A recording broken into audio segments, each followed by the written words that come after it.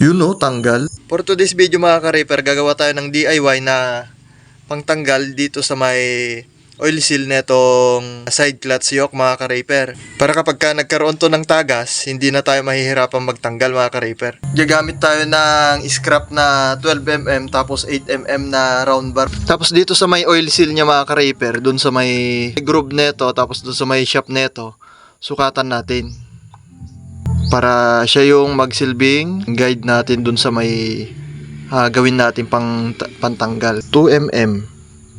Dito sa may 8mm mga ka-reaper, tapyasan natin dito banda, tapos magtira tayo ng mga 2mm para yun yung magsilbing pangsikwat niya dun sa may oil seal.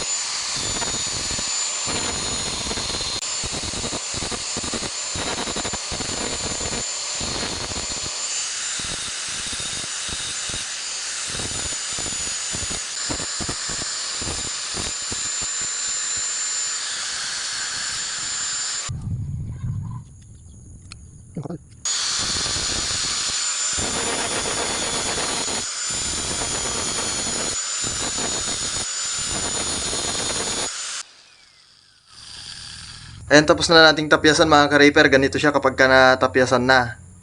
Yan. Tapos, dito naman sa likod, ilagay natin tong 12mm mga ka-reaper para magsilbing hawakan nung ating oil seal puller.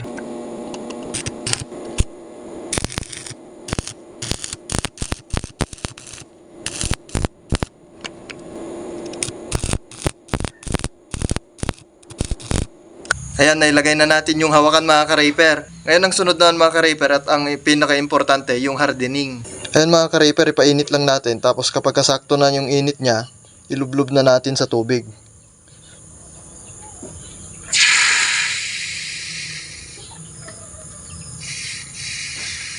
Ayan mga ka-reaper, tapos na. Medyo asul na yung kulay nung bakal natin. Matibay na to, hindi na to mababali o mayuyupi. Subukan natin mga ka-reaper kung gagana nga ba talaga yung ganitong puller o hindi. Ngayon mga ka-reaper, punitin natin tong gilid niya gamit tong kutsilyo para dito natin ilalagay yung pang puller mamaya.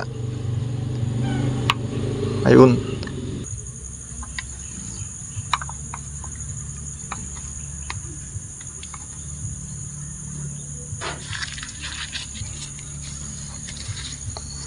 Ayun.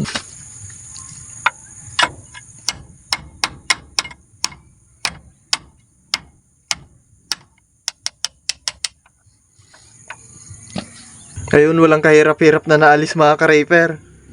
Meron patungkwan, no? Nilagyan nila ng silicone sealant dito sa may gilid niya. Ayos pwede palang lagyan ng silicone sealant dito sa gilid niya. Opya. Yun, tanggal. At yun lang para sa video ito mga ka-reaper. Salamat sa panonood.